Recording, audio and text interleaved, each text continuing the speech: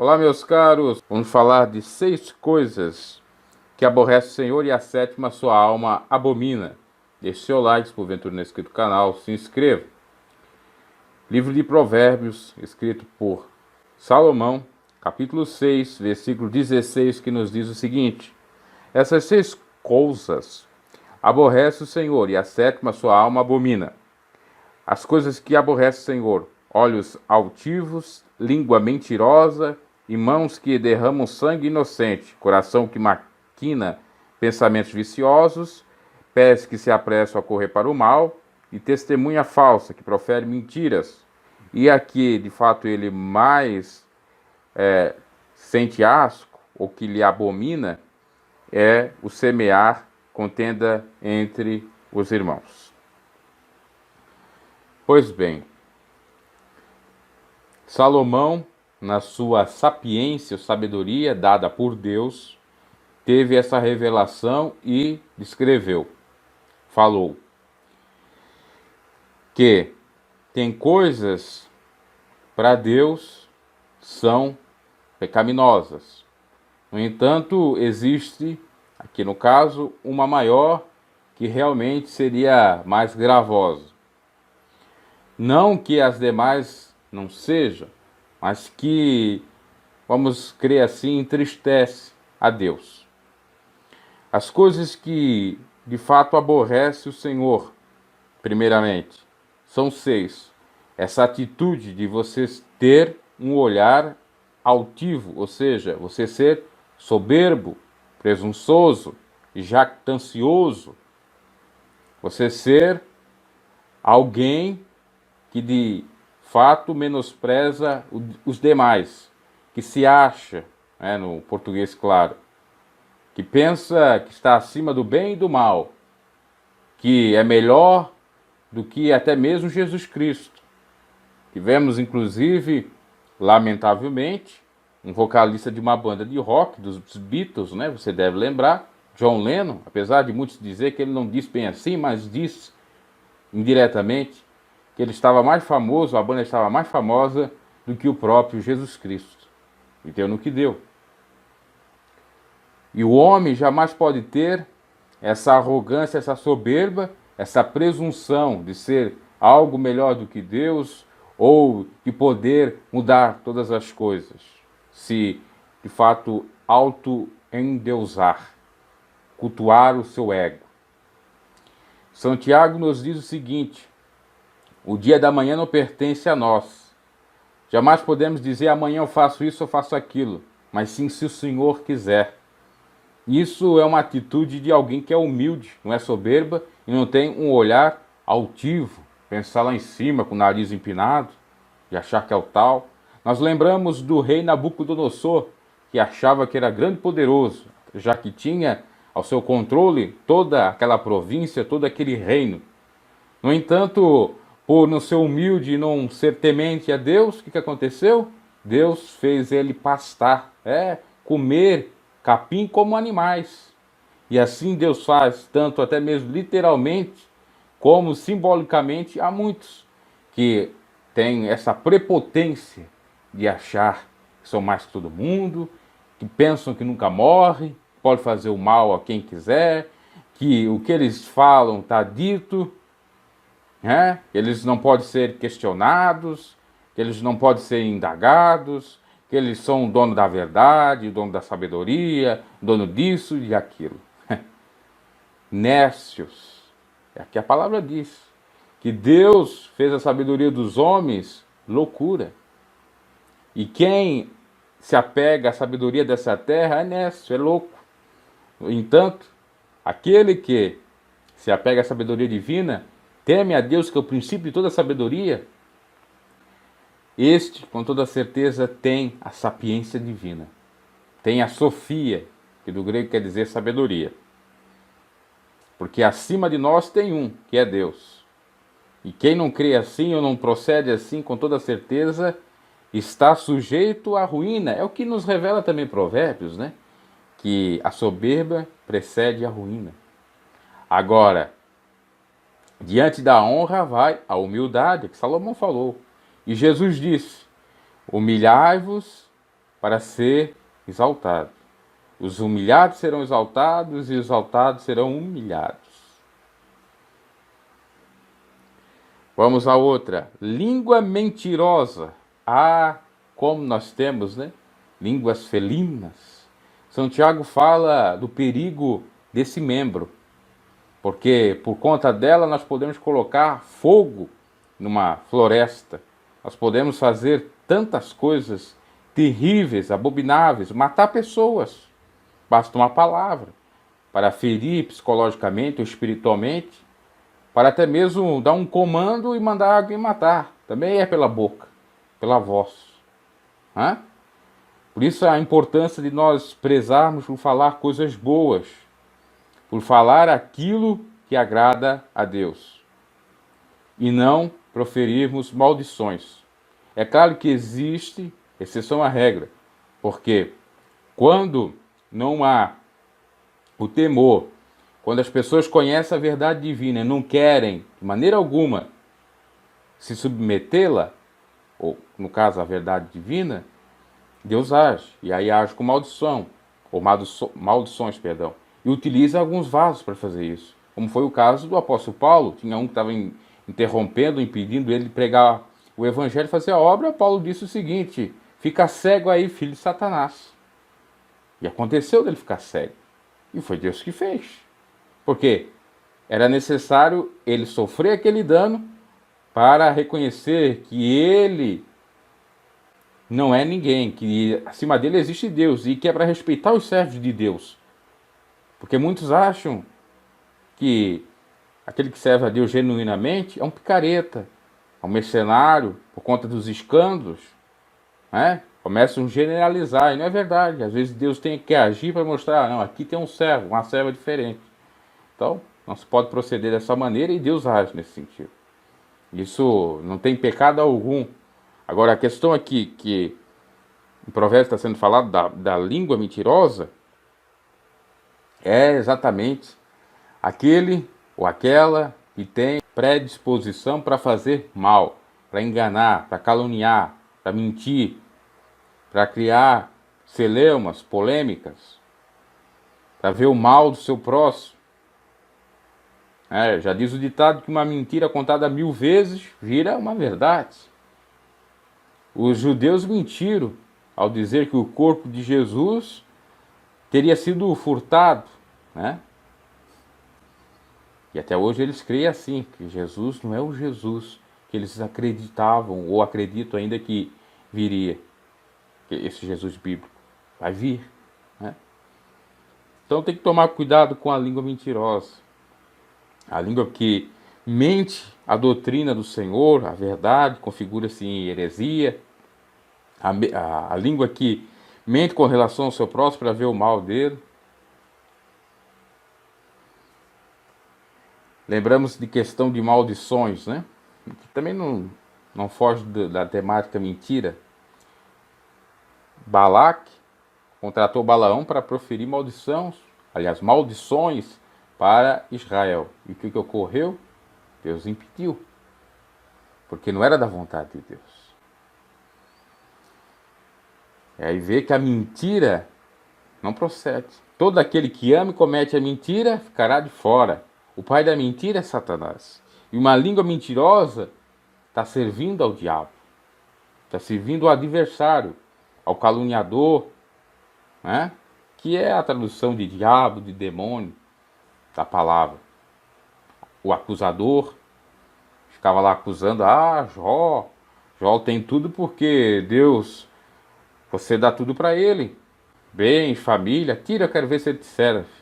E aí Deus deu um tapa de luva de pelica, o próprio diabo, ao mostrar que o servo dele não estava por conta de bênçãos, mas sim porque cria no Senhor, porque era um servo de Deus, temente. E nós temos aqui a língua mentirosa pode também acalhar com a hipocrisia dos fariseus, né? E falavam, mas não viviam nada. Faz o que o sacerdote faz, né? Faço o que eu digo, mas não faço o que eu faço, como diz o ditado. Lá em São Mateus 23, você vai perceber isso, que os fariseus diziam para falar alguma coisa, mas não não faziam conforme aquilo que eles diziam. Sepulcros caiados, Jesus indicou muito eles, né? Então, cuidado com a língua mentirosa. Cuidado com os mugidos de boi, boatos, que às vezes você ouve e começa a repassar também. Você não pode fazer isso. Aquela espécie de telefone sem fio, né? Você escuta uma coisa, aí passa para outra pessoa acrescenta um pouco mais, vai indo, chega no final, é totalmente fora daquilo que você ouviu, né? Se você já ouviu equivocado, imagina fora. E você não pode participar disso, porque está cometendo as mesmas práticas equivocadas. Há perdão, mas se você sabe e pode fazer o filtro, ser um pouco controlado, então faça. E mãos que derramam sangue de inocente. Ah, mãos que derramam sangue de inocente, né? Davi cometeu isto. O pai de Salomão matou seu melhor amigo Urias para copular ou ter como esposa Betseba, ou Batseba, depende da tradução bíblica, que era a mulher de Urias. Só que ele sofreu a consequência, né? Ele perdeu seu filho. Absalão quis, então, usurpar o trono do pai. Salomão também não seguiu muito bem o pai depois de um determinado momento, já que o pai já estava morto, claro. Fez o tempo de Salomão, mas no entanto se prostituiu com outros deuses, idolatria. Tivemos o caso dos seus 2 outros filhos, de mulheres diferentes, Aminon e Tamar, que copularam entre eles, configurando um incesto.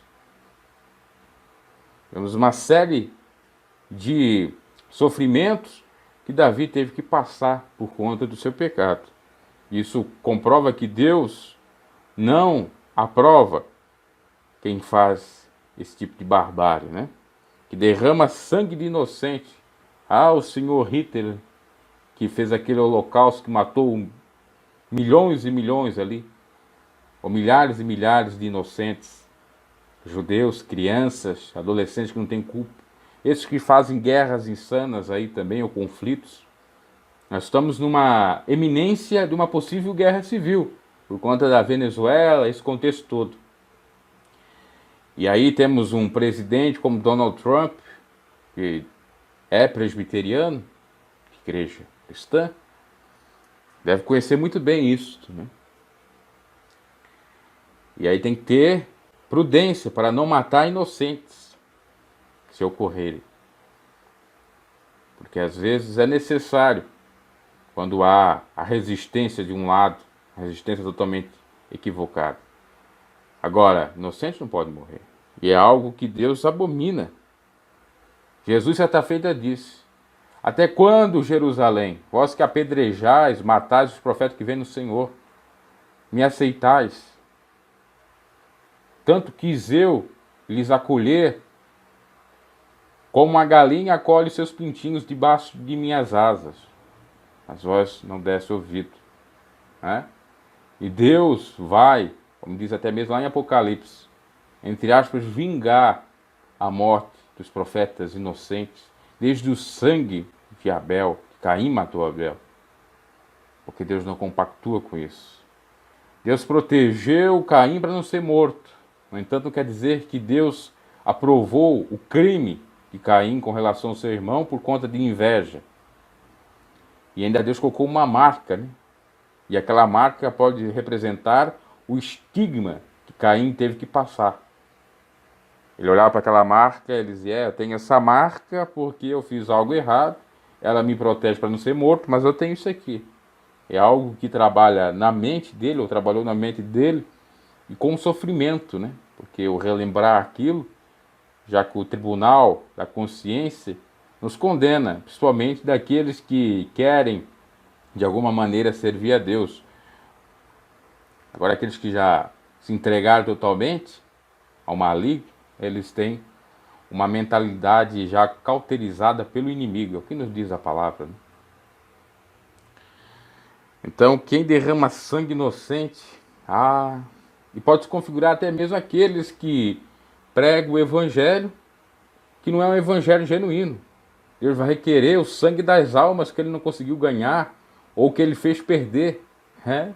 Que nos revela o profeta Ezequiel. Se você pregar a verdade e a alma se arrepender, Deus não vai requerer o sangue dessa alma. Mas se você não pregar e essa alma, ou pregar de maneira equivocada e essa alma não se arrepender, Deus vai requerer dessa alma, o sangue dessa alma, do pregador. Encaixa aqui, derrama sangue inocente. Tem tanta coisa que encaixa aqui, né? Esse derramar o sangue inocente, fazer injustiças, né? Matar ou condenar um inocente, soltar um ladrão, ou defender, melhor dizendo, ele. O que fizeram, por exemplo, o exército romano, os judeus e cúpula, vamos colocar assim, dos religiosos da época, do judaísmo, farisaísmo, soltaram Barrabás e condenaram o santo, o justo, o sangue inocente de Jesus Cristo, né? A morte no Calvário. Coração que maquina pensamentos viciosos. Ah, como tem, né? Eu já disse aqui em inúmeras oportunidades. Você pode deixar um casal de passarinhos rodear sobre a sua cabeça, mas jamais fazer um ninho. Você tem pensamentos, eu tenho pensamentos, às vezes malignos, viciosos. No entanto, a gente não pode deixar isso alimentar a nossa mente, nossa alma. Não podemos deixar a ira, a mágoa, qualquer coisa desse sentido, fazer com que a gente não consiga mais viver, pensando só a respeito daquilo, e venha fazer vingança, né? E venha, de fato, externar aquilo que está só na mente, fazendo mal. Porque isso é, conforme o Salomão, um aborrecimento a Deus, ou aborrece ao mesmo. Coração que maquina pensamentos viciosos. O coração que está falando aqui é a mente, né? Coração simbólico, a mente. A mente que maquina pensamentos viciosos. E aí pode ser vários, né? Pode ser querer matar o seu próximo, adulterar com a mulher do seu próximo. O pecado não seria em si você pensar, mas alimentar e depois fazer, né? Principalmente, esse seria o pior. Lembramos do caso do próprio Davi, que ele teve espiando Batseba, tomando seu banho, se trocando e tal. Começou a alimentar aquele desejo. Foi alimentando, até que consumou o ato. E o que era necessário fazer? Ser moderado e extirpar esse pensamento. Porque se você dá vazão ou continuidade a isso, já está equivocado. E se cometer algo que você está pensando de uma maneira equivocada, então nem se fala. Isso é que aborrece o Senhor. Pés que se apressam a correr para o mal. Ah, isso nem se fala, né? Tem gente que tem um prazer mórbido de fazer um mal para outra pessoa.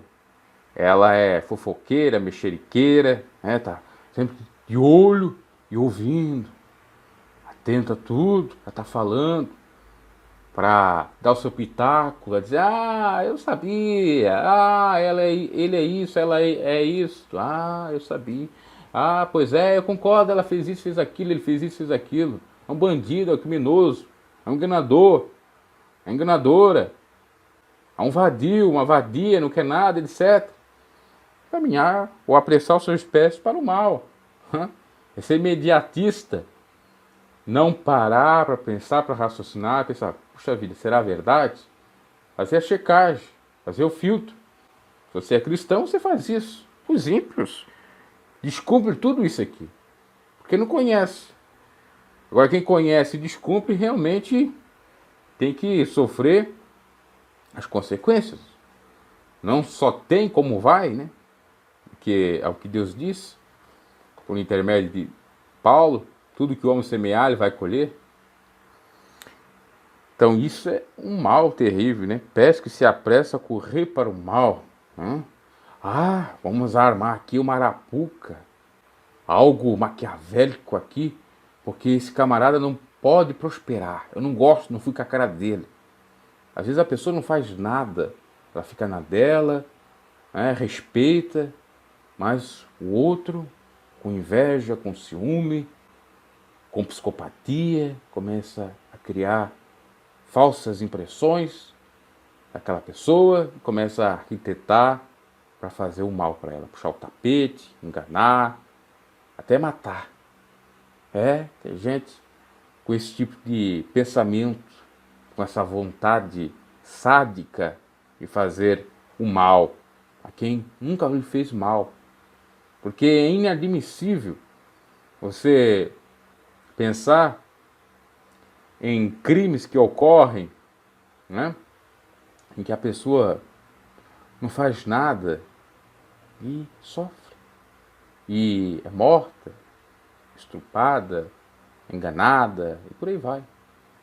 É inadmissível, na realidade, aceitar isso, né? Achar isso normal, comum. E ainda que alguém lhe faça algum mal, tem que ser também controlado, né? Porque Jesus disse para a gente vencer o mal com o bem.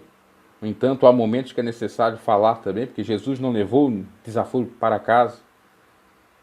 E se for de utilizar a força, às vezes é necessário utilizar. Agora, o inadmissível, o cruel, o bárbaro, é você sofrer sem fazer nada.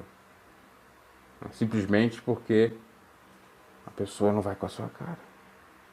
E esse que apressa o seu pé para o mal, fazer contra você, com quem quer que seja, esses aborrecem a Deus. Esses que não têm autocontrole, que são precipitados.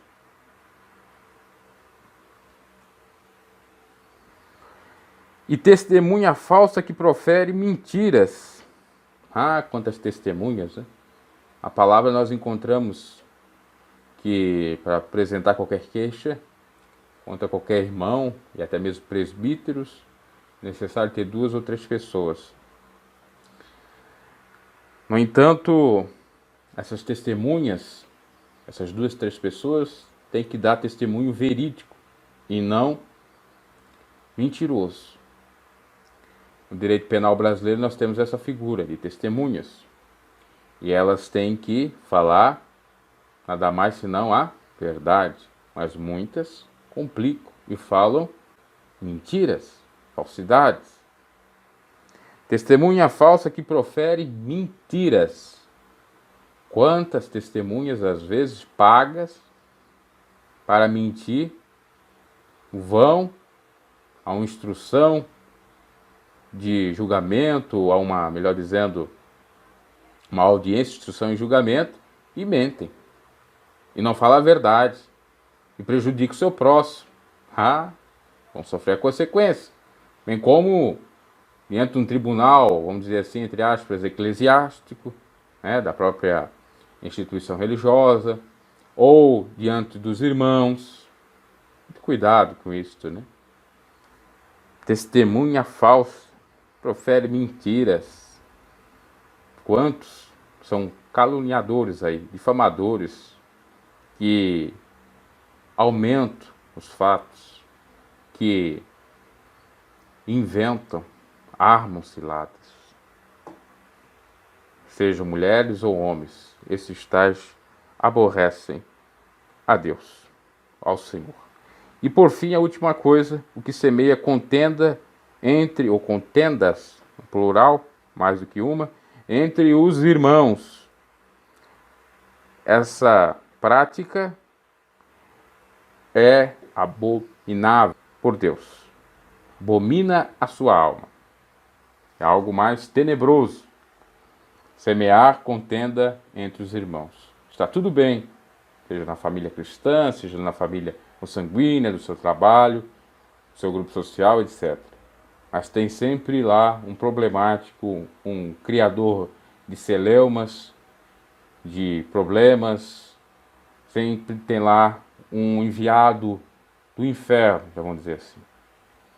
Esse vai ser condenado. Nós tínhamos a família de Coré, no deserto de Israel, que representa exatamente isto. Nós tínhamos vários estavam dando problemas no meio de Israel, né? Nós temos até a figura da capa de Acã, que estava em pecado, e impedia Israel de receber a bênção e de vencer as pelejas, as guerras. É uma maneira de fazer contenda entre os irmãos, né? Uma maneira de fazer malefício, meus irmãos. Ai desses que fazem isto, que enganam, que não são justos, que não dão a cada um o que é seu, que roubam do órfão e da viúva, do necessitado, para darem para o trem que não precisa. São aquilo que eu já falei aqui, Robin Hoods invertidos. Roubam do pobre para dar para o rico, ou para dar para o rico são eles mesmos, que já estão ricos, cada vez ficam mais ricos, e o pobre cada vez mais pobre. Isso abomina a alma do Senhor. E aí, você aborrece ou abomina a alma do Senhor? Nós cristãos não podemos nem aborrecer nem abominar a alma do Senhor. Quer dizer, não podemos de maneira alguma ofender o Senhor, quanto mais entristecê-lo. É isso que a Bíblia está dizendo. Às vezes nós ofendemos agora o Espírito de Deus, que o Espírito de Deus está conosco. Uma ofensazinha é uma coisa. E entristecer o Espírito Santo já é outra coisa. Que pode ser exatamente o acúmulo de ofensas. E as ofensas são os pecados, são as transgressões, quando não são, de fato, arrependidas. Né? Quando não há o arrependimento. Ofensas essas quando não se tem o proceder de pedir desculpas. Por isso que o apóstolo Paulo vai dizer o seguinte, e para encerrar: não entristeçais o Espírito de Deus, ao qual estáis selados para o dia da redenção. Isso é abominar a alma de Deus. Semear contenda entre os irmãos. Quão bom e quão suave é que os irmãos vivam em união.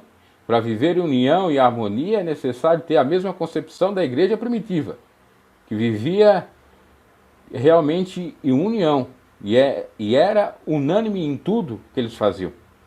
Ou seja, tinha acordo. Como poderão andar dois juntos se ambos não tiverem acordo? Como que você pode andar com Deus se você não tiver de acordo com a sua palavra? Como que você pode andar com irmãos em Cristo se você for contra o seu irmão? E ainda mais, João fala, como que você pode dizer que ama a Deus se não ama o seu próximo? Se dizes que ama a Deus que não vê, como é que você pode amá-lo se não ama o seu semelhante que você vê? Se você não ama nem aquele que você vê, quanto mais vai amar aquele que é invisível, que é abstrato. É esse o questionamento de São João. Então, eu sempre parar para analisar tudo isso aí. Claro que cabe perdão. Nós temos um advogado, Jesus Cristo, para perdoar nossos pecados, para nos dar, de fato, a bênção que nos enriquece, não acrescenta dores. No entanto, é necessário nos arrependermos, lutarmos para não fazermos esses tipos de transgressões, pecados e iniquidades, para não ofender a Deus e muito menos entristecer. Que Deus fale mais ao vosso coração e você possa compreender esse recado dos céus. Deixe o seu like, se porventura não é inscrito no canal, se inscreva, se puder ajudar o canal, ajude. E até a próxima. Quando você em Deus deposita sua fé em Deus.